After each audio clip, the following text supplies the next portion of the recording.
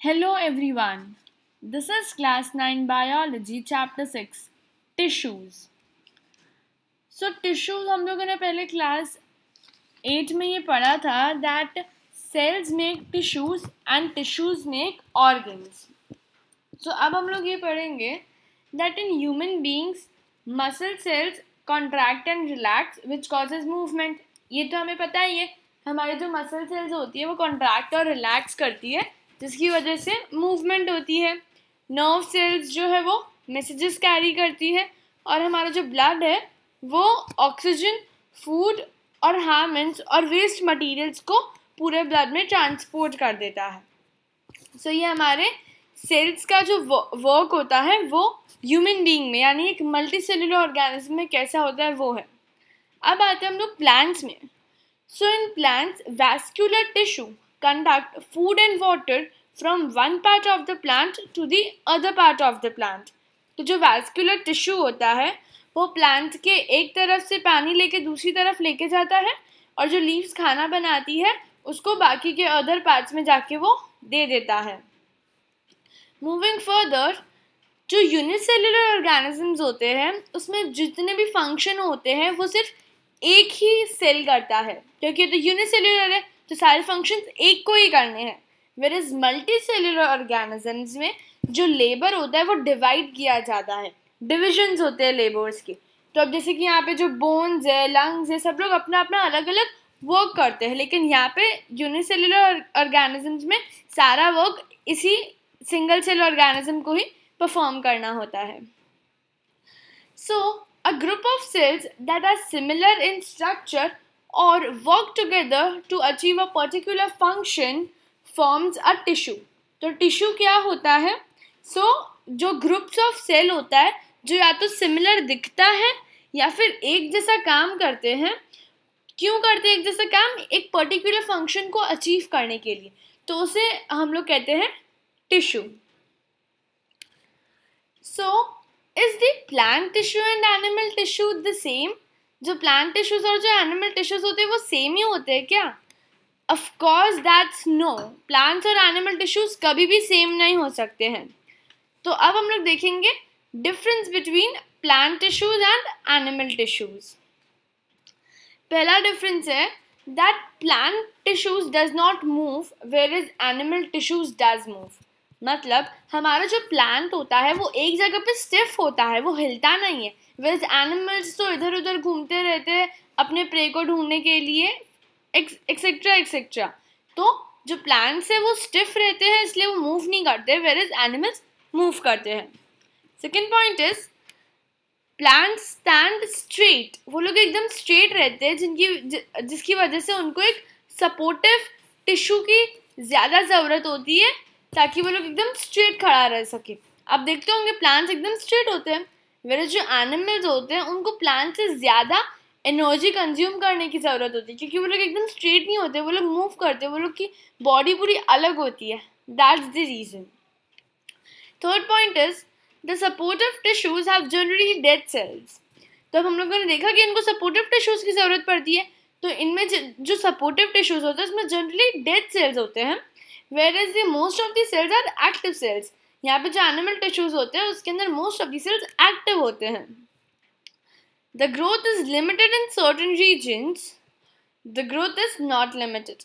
यहाँ पे ऐसा होता है कि जो ग्रोथ है वो लिमिटेड होती है कि इस रीजन में इससे ज़्यादा ग्रोथ नहीं हो सकती, दूसरे रीजन में हो सकेगी प्लांट में. बट एनिमल टिश्यूज में कोई लिमिट नहीं होती है, वो लोग अपने आप ग्रो होते ही रहते हैं. Next, these tissues are localized in certain regions whereas these tissues are not localized. अभी localized मतलब कि ये जो tissues होते हैं वो अलग अलग जगह पे होते हैं, ज़रूरी नहीं कि ये लोग हर जगह पे ही हो, अलग अलग regions में होते हैं ऐसे tissues. Plant tissues दो तरह के होते हैं, एक तो होता है growing और meristematic tissues. जो grow करते हैं, जो divide करते हैं cells को, उसे कहते हैं growing और meristematic tissues. Second is permanent tissues. Permanent tissues यानी कि परमानेंट, वो लोग परमानेंट रहते हैं, वो लोग ग्रो डिवाइड नहीं होते, दे आर परमानेंट टिश्यूज. यहाँ पे ऐसा कोई भी डेमार्केशन नहीं होता. डेमार्केशन यानी कि डिविजन्स नहीं होता है यहाँ पे एनिमल टिश्यूज में. The structural organization of organs and organ system is less specialized and localized than complex animals. The structural organization of organs and organ system is more specialized and localized than the very complex plant. तो यहाँ पे जो structural organisation होता है किसका, organs का. हमने ये पढ़ा था कि सेल टिश्यू बनाते हैं और टिश्यूज ऑर्गन्स बनाते हैं और ऑर्गन्स ऑर्गन सिस्टम बनाता है. सो यहाँ पे जो स्ट्रक्चरल ऑर्गेनाइजेशन होता है ऑर्गन्स का और ऑर्गन सिस्टम का, तो वो बहुत कम स्पेशलाइज्ड और लोकलाइज्ड होता है एनिमल टिश्यू से कंपेयर करें तो. मतलब इसमें हमारे जो भी प्लांट टिश्यूज होते हैं ना, तो उसमें जो भी वेरी कॉम्प्लेक्स प्लांट होता है ना, वो भी बहुत कम होता है एनिमल टिश्यू से कंपेयर करें तो. सो एनिमल टिश्यू का जो स्ट्रक्चरल ऑर्गेनाइजेशन होता है ऑर्गन और ऑर्गन सिस्टम का, वो बहुत ज़्यादा स्पेशलाइज्ड और लोकलाइज्ड होता है, वेरी कॉम्प्लेक्स प्लांट से बहुत ज़्यादा होता है, वेरी प्लांट इतना नहीं होता है. So these were the differences. Now we will see plant tissue, growing और meristematic tissues. अभी हम लोगों ने पढ़ा था ना कि plant tissues दो तरह के होते हैं, एक तो होते हैं growing और एक होते हैं permanent. Growing यानी कि जो divide होते हैं आगे, उसे हम लोग कहते हैं growing tissues, और permanent जो आगे divide नहीं होते हैं. So now the growth of plants occur only in certain region because meristem tissues are present in only certain regions. तो हम लोगों ने ये तो नोटिस किया ही होगा कि एक प्लांट होता है तो उसके अलग अलग जगह से वो क्यों निकलते, हर जगह से वो यानी कि स्टेम ब्रांचेस तो अलग अलग जगह से ब्रांचेस क्यों निकलते, हर जगह से ब्रांचेस क्यों नहीं निकलते. So it is because of the meristem यानी कि मेरिस्टेमेटिक टिश्यूज. सो क्या होता है, प्लांट के ना अलग अलग रीजन में, मतलब कोई रीजन में ही ऐसे टिश्यूज होते हैं जो उनको आगे डिवाइड करने को अलाउ करते हैं. तो जिन जगहों पे ऐसे टिश्यूज होते हैं ना, उन जगह पे ही आगे ग्रोथ होता है, ब्रांचेस अकर होती है. सो ये है एक मेरिस्टेम. तो यहाँ पे ये डिफरेंट टाइप्स ऑफ मेरिस्टेम होते हैं, हम लोग आगे पढ़ेंगे. सो ये जो टिश्यूज होते हैं, इनके अंदर जो सेल्स होते हैं ना, वो बहुत एक्टिव होते हैं. दे हैव डेंस साइटोप्लाज्म भी बहुत अच्छे से होता है. They have prominent nuclei.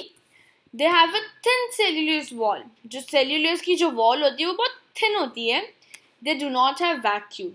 Vacuole क्यों नहीं होता, ये तो प्लांट सेल है. तो प्लांट सेल में तो हम लोगों ने पढ़ा था ना कि वैक्यूल तो होता है, पर इसमें क्यों नहीं है vacuole. So these cells do not have vacuole. Vacuole stores nutrient in them. हम लोगों ने ये पढ़ा कि vacuole अपने अंदर nutrient store करके रखता है. So there is no need of meristem cells to store nutrients. The job of these cells is to form new cells. So meristem cells do not contain vacuoles in them. इसलिए नहीं होता है क्योंकि vacuole का काम है चीज़ों को store करना, और मेरिस्टेम को चीज़ों को स्टोर करने की कोई ज़रूरत नहीं है. उनका काम है कि हमें सेल्स को डिवाइड करना है, आगे ग्रो करना है. हमें इन सब की न्यूट्रिएंट्स की ज़रूरत नहीं है, इसलिए हमारे अंदर वैक्यूल्स नहीं होते हैं. This is the reason. अब there are 3 types of meristem. तो ये है, first type is apical meristem, intercalary meristem and lateral meristem. What is apical meristem? It is the tip of the stems and the roots. It increases the height of the stem and the root. ये जो tip दिख रहा है, तो ये होता है apical meristem. ये एकदम टॉप पे होता है, स्टेम और रूट दोनों के टॉप पे होता है, और ये उनकी हाइट इंक्रीज करता है. बहुत सिंपल है. एपिकल मेरिस्टेम क्या होता है, ये रूट और स्टेम की हाइट इंक्रीज करता है. तो कहाँ पे होगा, ऑफकोर्स टॉप पे होगा ना, क्योंकि इंक्रीज करता है. So it is at the tip of the stems and roots. Simple. Lateral meristem क्या होता है? So the girth of the plant is known as the lateral meristem. The girth of the plant. Girth मतलब middle part of the plant is known as the lateral meristem. जो भी middle part, ये जो plant है इसका middle part ये है, तो ये हो गया हमारा lateral meristem. अब आता है intercalary meristem. It is located at the nodes of the plants. It helps the twigs to form into branches. ये जो nodes दिख रहे हैं, so these are the lateral meristem. ये क्या करता है, ये twigs को branches में convert करता है. पता है twigs भी होते हैं ना जिन पे leaves लटकती है, तो ये उनको हेल्प करता है पूरे ब्रांचेस में कन्वर्ट करने के लिए। ये बहुत सिंपल मेरिस्टेम की जो टाइप्स है वो बहुत सिंपल है और ये बहुत इंपॉर्टेंट भी है, तो इसको अच्छे से समझ लेना।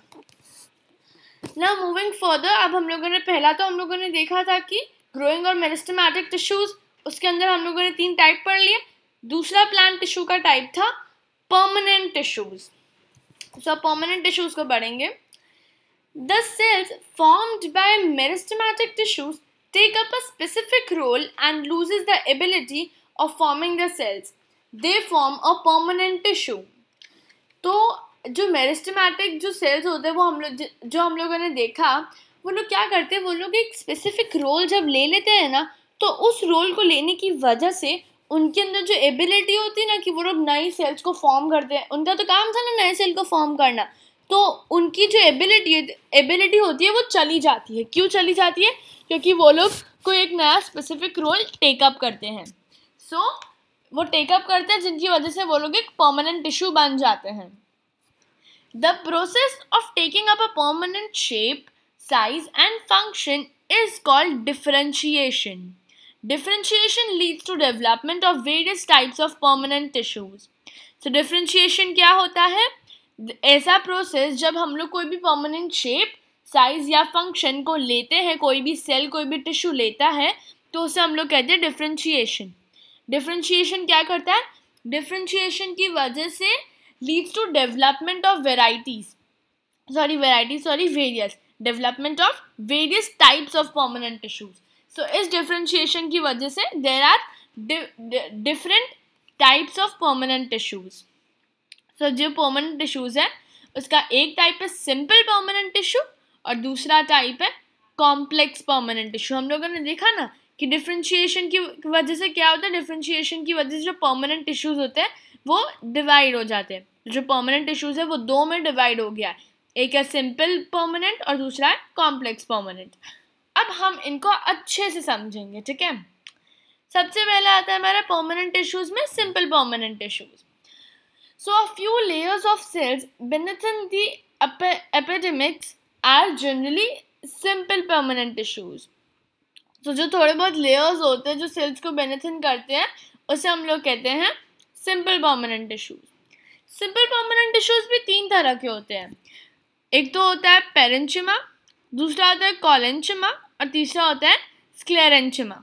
ये 3 बहुत इंपॉर्टेंट है, इसको हम लोग अच्छे से समझेंगे और बहुत इंटरेस्टिंग है ये तीनों. There is also a protective tissue of plants. So जो simple permanent tissue उसके अंदर एक protective tissue of plants भी होता है, उसको भी हम लोग अच्छे से समझेंगे, ठीक है. So now moving further, तो simple permanent tissues में सबसे पहला आता है हमारा parenchyma. The cell walls are very thin. A large amount of intercellular space is there. तो जो हमारा ये जो parenchyma होता है उसकी जो cell walls होती है वो बहुत thin होती है, बहुत पतली होती है और उसके अंदर का जो इंटरसेलुलर स्पेस होता है वो बहुत ज़्यादा होता है. अब अगर ऐसे जो टिश्यूज़ होते हैं वो अगर लीव्स के अंदर चली जाए तो उनके अंदर क्लोरोफिल आ जाता है. उनके अंदर क्लोरोफिल आ जाता है जिसकी वजह से ये लोग फोटोसिंथेसिस करते हैं. तो ऐसे टिश्यूज़ को जिनके अंदर क्लोरोफिल आ जाता है और लोग फोटोसिंथेसिस कर सकते हैं उस टिश्यू को कहा जाता है क्लोरेंचिमा. याद रखना, it is a type of parenchyma. Parenchyma के अंदर जब क्लोरोफिल आ जाता है और वो फोटोसिंथेसिस करता है तब हम उसे क्लोरेंचिमा कहते हैं. यही अगर पेरेंचिमा अगर एक्वेटिक प्लांट्स में होता है तो इसके अंदर ना बहुत ज़्यादा एयर होती है, हवा बहुत ज़्यादा भर जाती है जिसकी वजह से ये लोग फ्लोट कर पाते हैं. तो ऐसा पेरेंचिमा जिसके अंदर बहुत ज़्यादा एयर हो जिसकी वजह से ये लोग फ्लोट कर सके उससे हम लोग कहते हैं एरेंचिमा. सिंपल, पेरेंचिमा में एयर भर गया तो वो बन जाता है एरेंचिमा. फिर पेरेंचिमा में क्लोरोफिल आ गया तो वो बन जाता है क्लोरेंचिमा. नाउ मूविंग फर्दर, ये हम लोगों ने पढ़ लिया पेरेंचिमा के बारे में. अब हमारा नेक्स्ट है कोलेंचिमा. कंफ्यूज मत होना, क्लोएंचिमा और क्लोरेंचिमा डिफरेंट होता है. क्लोरेंचिमा मतलब क्लोरोफिल और पेरेंचिमा, वेरस कोलेंचिमा एक दूसरा सिंपल परमानेंट टिश्यू होता है जो अभी हम लोग पढ़ेंगे.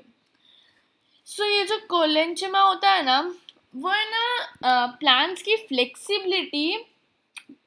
सो collenchyma helps the plants to be more flexible and provides mechanical support देते हैं. अब समझो ये जो प्लांट है ना, एकदम तेज हवा चल रही है और ये इधर उधर हिल रहे, ये टूटते इसलिए नहीं है क्योंकि यहाँ से ना उनको एक अच्छा सा फ्लेक्सिबल और मैकेनिकल सपोर्ट मिलता है. किससे? कोलेंचुमा से, जिसकी वजह से ये लोग टूटते नहीं हैं. Now moving further, these cells are elongated and are irregularly thickened. All the cells present inside are living cells. There is a very less intermolecular space. अब हम लोग इसको समझते हैं. So हमारे यहाँ पे जो cells है ना वो बहुत elongated है, यानी कि लंबे, इतने लंबे elongated होते हैं ये सारे cells. Irregularly thickened सिंपल, ये बहुत irregularly thickened होते हैं. देखो इतने लंबे लंबे elongated होते हैं ये लोग. All cells present inside are living. इसमें जो भी cells होते हैं वो सारे living cells ही होते हैं. There are no dead cells. There is very less intercellular space.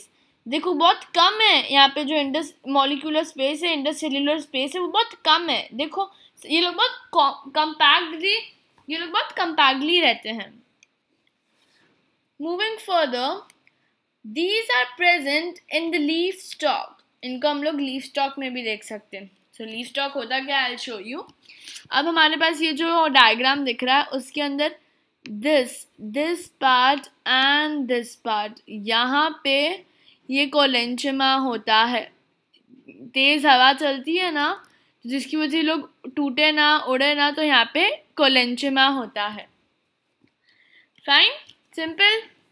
Now moving further, अब हम लोग पढ़ेंगे स्क्लेरेंचुमा के बारे में. हम लोगों ने सबसे पहले पढ़ा पेरेंचुमा के बारे में. उसमें हम लोगों ने देखा अगर क्लोरोफिल मिल जाता है तो बन जाता है क्लोरेंचुमा, और अगर उसके अंदर एयर मिल जाता है तो वो बन जाता है एरेंचुमा. फिर हम लोगों ने पढ़ा कोलेंचुमा के बारे में, जो हेल्प करता है फ्लेक्सिबिलिटी और बहुत अच्छा मैकेनिकल स्ट्रेंथ देता है. अब हम लोग पढ़ेंगे स्क्लेरेंचुमा के बारे में. So sclerenchyma is the tissue which makes the cell hard and stiff.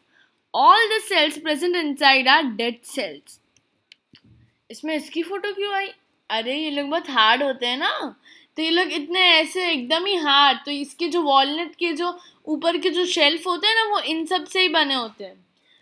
सो ये लोग बहुत हार्ड और स्टिफ होते हैं. एक बहुत बड़ा रीज़न है इनमें डेड सेल्स होते हैं. ये हमेशा याद रखने का कि जिन में भी डेड सेल्स होते हैं ना वो लोग हार्ड और स्टिफ तो होंगे ही होंगे. So these are hard and stiff. Moving further, the cell wall is so thick that there is no intercellular space in the cells. इनकी जो सेल वॉल्स होती है वो इतनी थिक होती है कि यहाँ पे कोई भी इंटरसेल्युलर स्पेस ही नहीं होती है. देखो कहीं पे आपको इंटरसेल्युलर स्पेस दिख रही है? इतनी थिक सेल वॉल्स हैं यहाँ पे. तो ये भी एक स्क्लेरेंचुमा के क्वालिटीज है. नेक्स्ट, हाँ, these tissues are present in stems, around vascular bundles in the veins of leaves and in the hard covering of nuts. ये लोग कहाँ पे प्रेजेंट होते हैं? स्टेम्स में होते हैं. उनको स्ट्रॉन्ग रखने के लिए वो लोग स्टेम्स में होते हैं. वैस्कुलर बंडल्स में तो होते ही हैं, ये तो हमें पता है. वैस्कुलर बंडल्स में, इन दी वीन्स ऑफ लीव्स की वीन्स में भी ये लोग प्रेजेंट होते हैं. And in the hard covering of nuts, ये तो हम लोगों ने पढ़ा. अब हम लोगों ने देखा था कि सिंपल प्रोटेक्टिव टिश्यू के बारे में नीचे भी था ना प्रोटेक्टिव टिश्यू. अब हम लोग उसके बारे में पढ़ेंगे. हम लोगों ने उसके तीनों टाइप्स कवर कर लिए. हम लोगों ने उसके बारे में स्क्लेरेंचुमा के बारे में पढ़ लिया, पेरेंचुमा के बारे में पढ़ लिया और कोलेंचुमा के बारे में पढ़ लिया. अब हम लोग पढ़ेंगे प्रोटेक्टिव टिश्यू. ये बहुत अच्छा, बहुत इंटरेस्टिंग और बहुत इजी है. सो अभी जो डायग्राम दिख रहा है, सो इसके जो आउटर मोस्ट लेयर दिख रही है ना, दिस इज द एपिडर्मिस. ये होता है एपिडर्मिस. पूरा जो भी प्लांट होता है ना, पूरा प्लांट वो इसी एपिडर्मिस से कवर्ड होता है. ये एक सिंगल सेल एपिडर्मिस होता है. जो भी डेजर्ट एरिया होता है ना उसमें ये जो एपिडर्मिस होता है वो बहुत थिक होता है. क्यों होता है? क्योंकि जो एपिडेमिस होता है ना, उसका काम क्या होता है कि वाटर लॉस ना हो। उसका ही काम होता है कि ये प्रोटेक्ट करे, वाटर को लॉस होने से बचाए। तो डेजर्ट एरिया में तो वैसे ही बहुत कम होता है वाटर का, मतलब वाटर मिलना बहुत कम होता है वहाँ पे। सो वहाँ पे ये इतना थिक होता है कि थोड़ा सा भी वाटर वेस्ट ना जाए, थोड़ा सा भी वाटर वो लोग लॉस ना कर सके, इसकी वजह से वहाँ पे बहुत थिक होता है। सो epidermal cells secrete a waxy water resistant layer on the surface of the plant. If it helps in the protection against the loss of water, invasion of parasitic fungi and mechanical injury. So ये जो epidermal cells होता है ना, ये एक वैक्सी water resistant layer निकालता है। ये एक वैक्सी वाटर रेजिस्टेंट लेयर उसके सरफेस पे आ जाती है, सिक्रीट करता है। अब वो वैक्सी लेयर करता क्या है, वो इनको वाटर लॉस से बचाता है, फिर कोई भी इन पर डिजीजेस या फंगी या ये सब ना आ जाए उनसे बचाता है, और मैकेनिकल इंजरी से इसको बचाता है। सो इसके भी बहुत सारे क्वालिटीज़ होते हैं उस वैक्सी वाटर रेजिस्टेंट लेयर के। It does not have any intercellular space. These are flat, the outer walls and the side walls are thicker than the inner walls. देखो ये लोग तो इसमें कोई भी इंटरसेल्युलर स्पेसेस नहीं होते हैं, ये एकदम फ्लैट होते हैं, एकदम ही फ्लैट।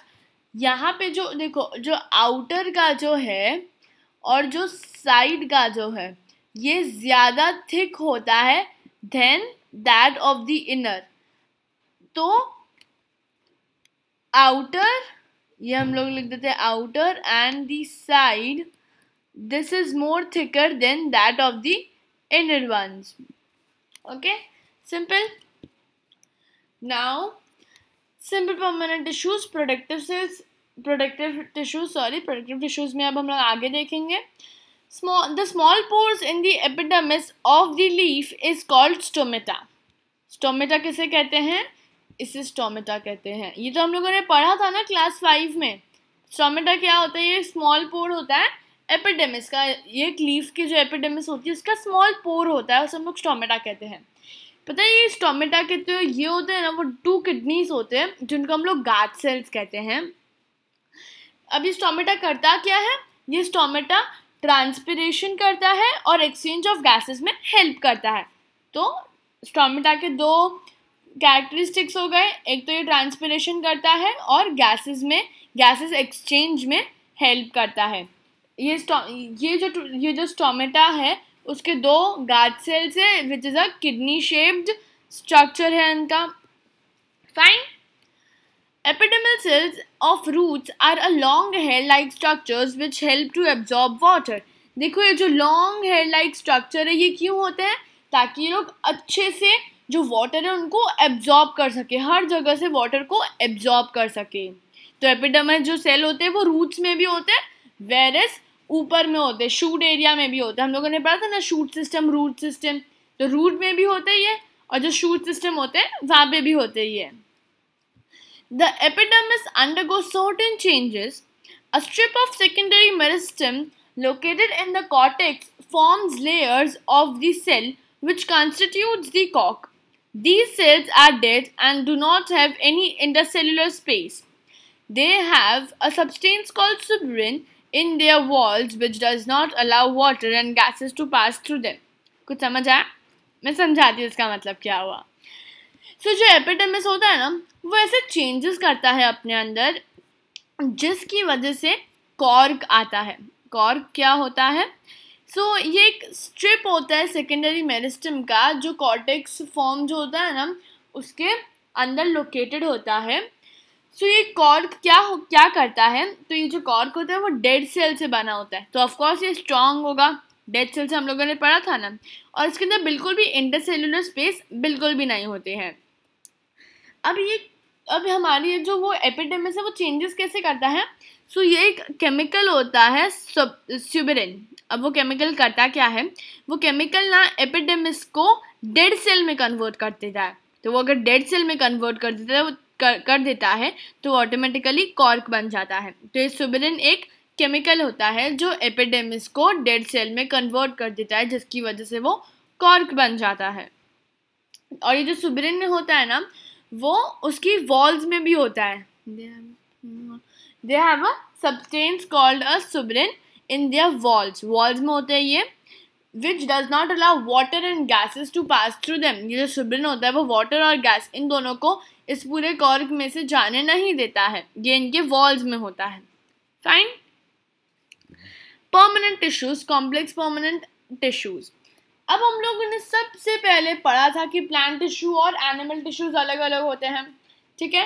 प्लांट टिश्यू के हम लोगों ने पहले तो टाइप्स पढ़े थे कि प्लांट टिश्यू में दो तरह के होते हैं, एक तो ग्रोइंग और मेरिस्टेमेटिक टिश्यू होता है और एक परमानेंट टिश्यू होता है। सिंपल। अब हम लोगों ने देखा था कि सिंपल परमानेंट टिश्यूज में भी टाइप्स अलग अलग होते हैं। वो हम लोगों ने देखा था कि पेरेंचिमा, कोलेंचिमा, स्क्लेरेंचिमा, फिर प्रोटेक्टिव टिश्यू ऑफ प्लांट्स, ये अभी हम लोगों ने देखा। अब हम लोग देखेंगे परमानेंट टिश्यूज का एक कॉम्प्लेक्स परमानेंट टिश्यूज। हम लोगों ने पढ़ा था ना कि परमानेंट टिश्यूज में डिफरेंशिएशन होता है, इसलिए उसके भी दो वेरियस टाइप्स होते हैं। तो एक तो हम लोगों ने पढ़ लिया सिंपल परमानेंट टिश्यूज, अब पढ़ेंगे complex permanent tissues. So there are two types of complex permanent tissues. First is xylem, second is phloem. ये तो आप लोगों को लग रहा होगा कि यार क्या नया टॉपिक आ गया है। अरे ये आप लोगों ने पढ़ा था 8th स्टैंडर्ड में, अभी रिविजन हो जाएगा आपका। देखो, xylem consist of tracheids, vessels, xylem parenchyma and xylem fibres. जो ज़िलिम्स होते हैं उनके अंदर ट्रैचेड्स, वेसल्स, ज़िलिम पैरेंचिमा और ज़िलिम फाइबर्स होते हैं। So tracheids and vessels have thick wall and most of the cells are dead cells.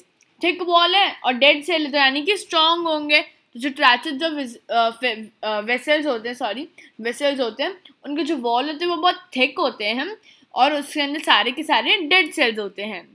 Tracheids and vessels are tubular structure, tube के structure में होते हैं ये tracheids और vessels. Xylem helps the plant to transport water and minerals from the root to other parts of plants. याद है हम लोगों ने ये 5th 6th स्टैंडर्ड में पढ़ा था कि xylem क्या होता है। xylem ना वाटर ट्रांसपोर्ट करता है रूट से लेके बाकी अदर प्लांट्स तक। xylem की एक ये क्वालिटी है कि xylem हमेशा इस डायरेक्शन में, अपवर्ड्स डायरेक्शन में जाता है। वो कभी भी नीचे डायरेक्शन में कभी भी नहीं जाता है। xylem हमेशा ऊपर की डायरेक्शन में जाता है। The xylem parenchyma stores food. Tracheids के बारे में देख लिया, वेसल्स के बारे में देख लिया। जो xylem parenchyma होता है वो फूड को स्टोर करता है और जो xylem फाइबर होता है वो ये सारे फंक्शन करने में सपोर्ट करता है। फाइन।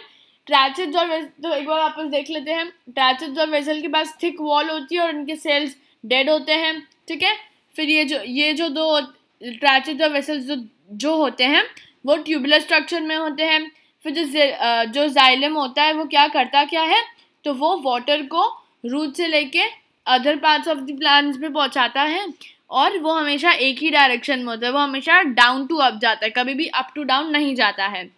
जो xylem parenchyma होता है वो खाना स्टोर करता है और जो xylem फाइबर होता है वो सारा फंक्शन करने में हेल्प करता है, सपोर्ट करता है। xylem के बारे में पढ़ लिया। अब हम लोग पढ़ेंगे फ्लोएम के बारे में। Phloem consists of sieve cells, sieve tubes, companion cells, phloem fibers and phloem parenchyma. तो इसमें भी अलग अलग टाइप्स होते हैं, इन सब के बारे में पढ़ते हैं। So phloem transports food from leaves to other parts of body. Xylem जो था वो पानी ट्रांसपोर्ट करता था, phloem जो है वो खाना ट्रांसपोर्ट करता है। अब हम लोगों ने पढ़ा था कि जो xylem होता है ना वो सिर्फ ऐसे जाता है, बट हमारे जो फ्लोएम है उसको तो खाना देना होता है। और खाना होता कहाँ पे? खाना हमारा होता है लीव्स में। तो लीव्स तो बहुत सारी अलग अलग जगह पे होती है, तो ये हर डायरेक्शन में जाता है। ये नीचे से ऊपर भी जाता है, ऊपर से नीचे भी जाता है, राइट लेफ्ट हर डायरेक्शन में जाता है। लेकिन हमारा जो जाइलम होता है वो सिर्फ अप के डायरेक्शन में जाता है। Simple. So phloem fibres are made up of dead cells. ये जो इसके जो फाइबर्स होते हैं वो डेड सेल से बने हुए होते हैं। Sieve tubes are tubular cells with perforated walls. तो जो सीव ट्यूब्स होते हैं हम लोगों ने देखा, these are the sieve tubes, तो ये जो होते हैं वो एक ट्यूबुलर सेल्स होते हैं इसके अंदर, और ये एक परफोरेटेड वॉल्स होते हैं इसके अंदर। ट्यूबुलर सेल्स और परफोरेटेड वॉल्स होते हैं सीव ट्यूब्स के अंदर। सो फ्लोएम करता क्या है, वो फूड ट्रांसपोर्ट करता है, लीफ से लेके जाता है और अलग अलग बॉडी पार्ट्स में दे देता है प्लांट्स के। फिर फ्लोएम ये जो फ्लोएम फाइबर है वो क्या करता है, सो फ्लोएम फाइबर एक डेड सेल से बना हुआ होता है, तो मतलब ये बहुत स्ट्रांग होता है। फिर ये जो सीव ट्यूब्स है वो क्या करते हैं, तो सीव ट्यूब्स जो है वो ट्यूबुलर सेल से बने होते हैं with perforated walls. Simple and easy. So now hope you guys like this video. Do share, do comment and do subscribe to our channel Ask and Study. For the next video you can click here, and for the playlist of this chapter you can click here. Thank you.